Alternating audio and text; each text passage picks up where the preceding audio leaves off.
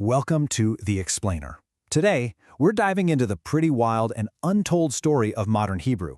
And you'll see, it's a language that wasn't born out of some quiet, scholarly agreement. Oh no, it was forged in some seriously fiery debates.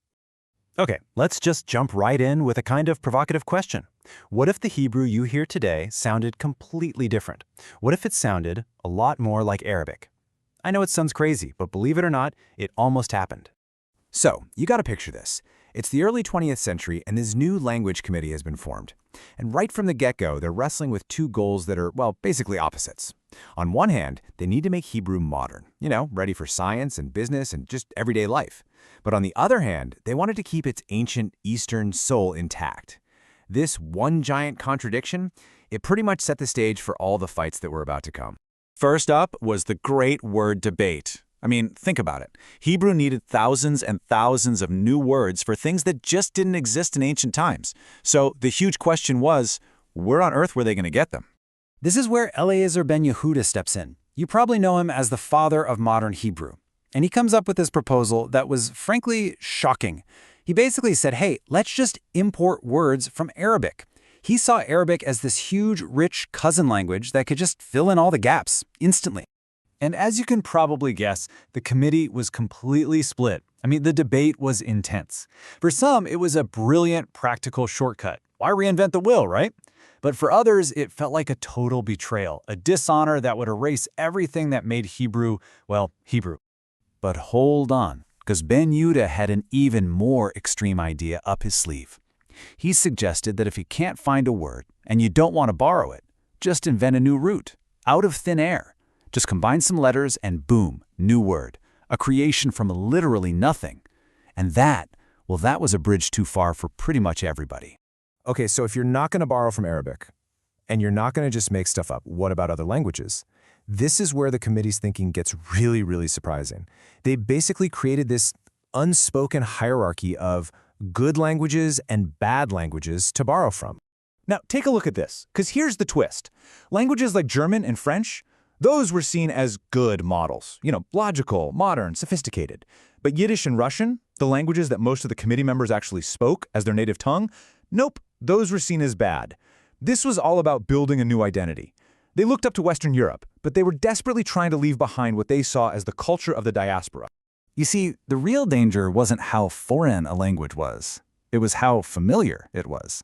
They were terrified that speakers would just subconsciously bring in grammar and pronunciation from their mother tongues, the languages of the ghetto, as they saw it, and in fact, the pure modern Hebrew they were trying to build. All right, so that's the battle over words. The next huge fight was about sound itself. What was this revived language actually supposed to sound like? And this is where we bust a common myth. You might think the official committee made all the big calls, but nope. The single biggest decision, to use the Sephardi, Middle Eastern-sounding accent instead of the European Ashkenazi one, that wasn't them. That was pushed through a whole decade earlier by teachers who were making an ideological choice to connect to the land and shed that European identity. So, in 1913, the committee, led by a guy named David Yellen, finally gets around to making formal rules. They focused on the consonants, and their big goal, their mantra, was all about being modern and efficient.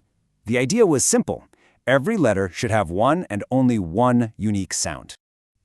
And some of their decisions were pretty logical. They were trying to make things clear and distinct. They even looked to German, remember, one of the good languages, as the perfect model for how to pronounce the tia sound instead of trying to dig up some ancient sound from a related Semitic language. But then came a proposal that was truly out there, revolutionary even. Yellen pointed out that basically nobody pronounced the letters Gimel and Dalet differently, whether they had a dot, a dagesh in them or not. So he proposed, let's just get rid of the dots completely. Just delete them from the writing system. So here's the real kicker. This totally radical idea to actually change the way Hebrew is written, it passed. They voted, and it passed. And then what happened? Absolutely nothing. And this, right here, is the ultimate lesson of the Language Committee. You can make all the rules you want, but you just can't force millions of people to speak or write in a certain way. The rule was completely dead on arrival. It was so ignored that even the committee members themselves just forgot about it. It's this crazy little footnote in history. So what does this all mean? It means the Hebrew spoken today wasn't born from some perfect single blueprint. Not even close. It's this messy, living, breathing mosaic of high-minded ideals, of practical compromises, of political goals, and just plain historical accidents that all came out of these intense and fascinating battles. And that leaves us with one last really fun, thought-provoking question to chew on. That official rule from 1913, the one that says the letter Vav should be pronounced like a W. Well, it's still technically on the books. It was never officially changed.